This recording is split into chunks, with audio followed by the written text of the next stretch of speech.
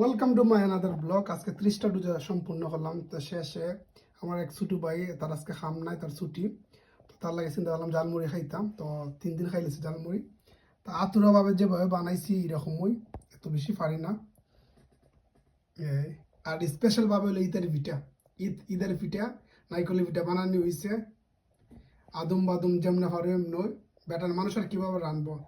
এরপর হলো সন্দেশ বানানো হয়েছে, দেখতে লাগতে সুন্দরই, ইনশাল্লাহ খাওয়া যাব।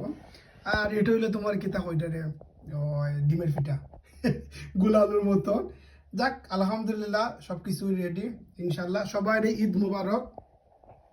আমার যত আত্মীয় স্বজন আছে, যত ভাই ব্রাদার, যত ছোট বড় সবাই আছে, সবাই আমি ঈদ মুবারক জানাই।